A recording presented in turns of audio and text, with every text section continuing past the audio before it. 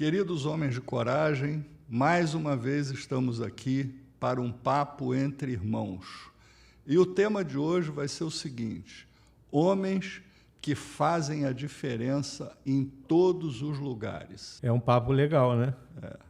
Você fazia a diferença no momento em que existe uma tribulação e fazia diferença no momento em que existe uma alegria, um festejo, né? E no seu dia a dia. Né? As pessoas te solicitarem como alguém importante para resolver um problema.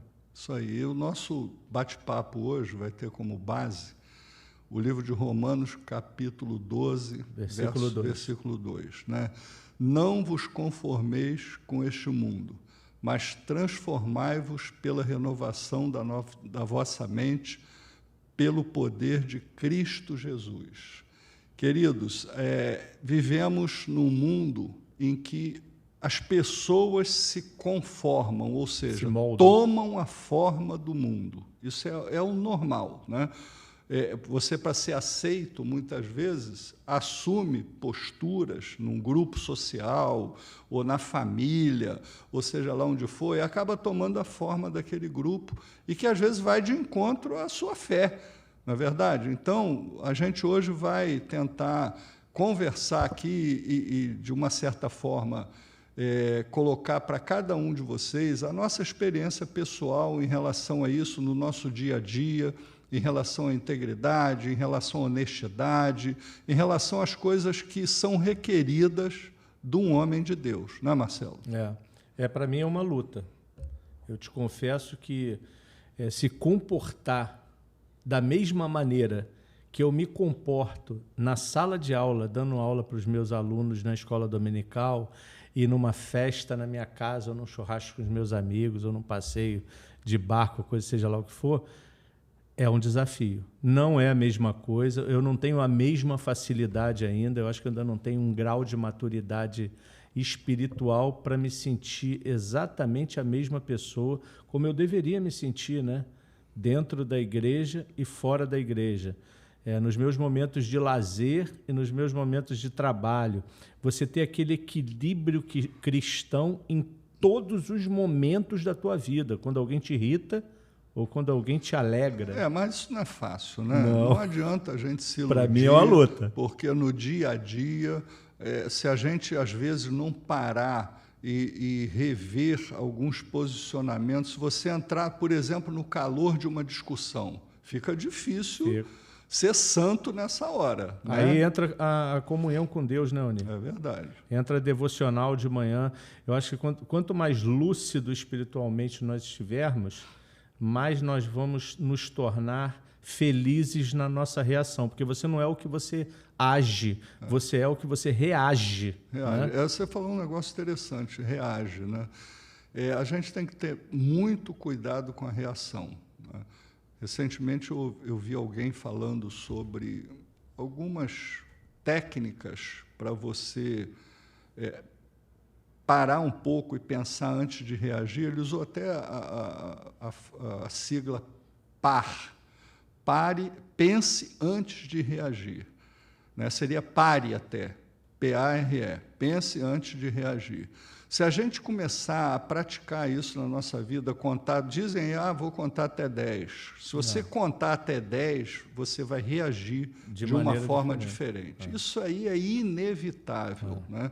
Então, eu acho que na medida em que a gente tem uma comunhão maior com Deus, na medida em que a gente faz a nossa devocional, que a gente lê a palavra, que a gente ora e que a gente começa a olhar essas oportunidades de dar uma freada antes de uma resposta, né?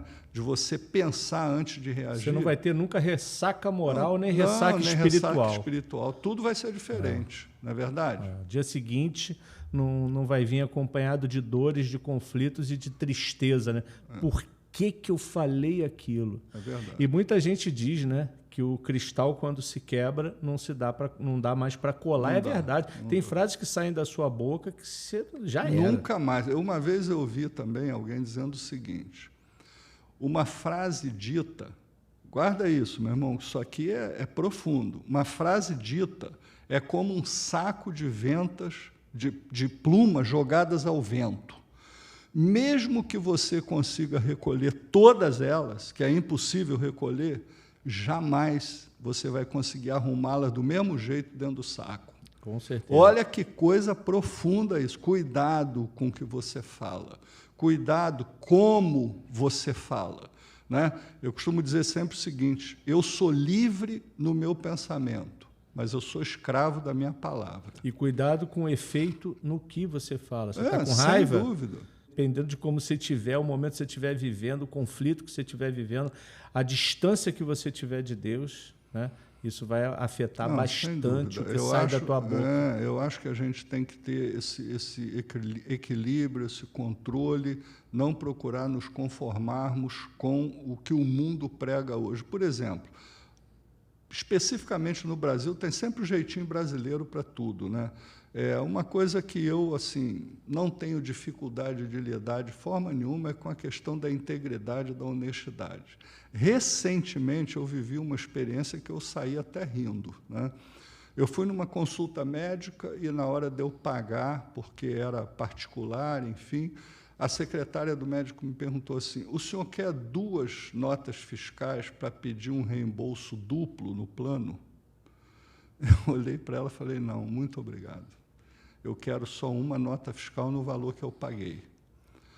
Por que eu vou enganar o plano de saúde? Porque aí eu teria que tirar uma nota no meu nome, a outra no nome, talvez, da minha esposa ou de um filho. Olha aqui como é que a coisa já está montada. Para ganhar R$200. Não, pensa bem, cara. Olha como é que a coisa está montada. Então, se a gente não tomar cuidado com pequenas coisas, você pode dar grandes tropeções. Né? Troco errado. Então, troco errado, enfim. Aquilo que é meu, aquilo que é seu, aquilo que é do governo é do governo. Nós não podemos transigir com essas coisas, porque o diabo está aí, querendo te pegar de qualquer jeito. Se você tem um ponto fraco nessa área do dinheiro, é por aí que ele vai. Né? Verdade. Então, para que a gente não se conforme com esse mundo, só tem uma forma: temos que transformar a nossa mente através da comunhão com Deus, da leitura da palavra, né? Através das pessoas com as quais nós convivemos, né, Marcelo? Verdade. O meio faz o homem. Eu tive uma aula de moral e cívica do professor Borgesan e eu não entendi essa frase, sei lá, 40 anos atrás, devia ter uns 10 anos de idade. O meio faz o homem.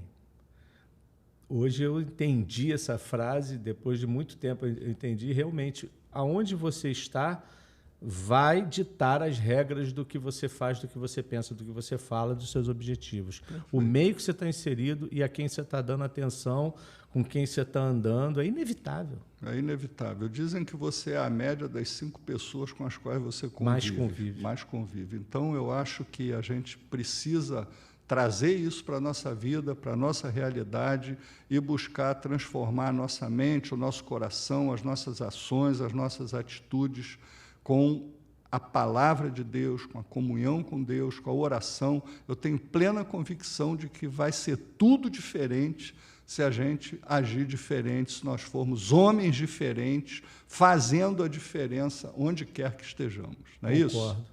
Valeu, gente. Obrigado.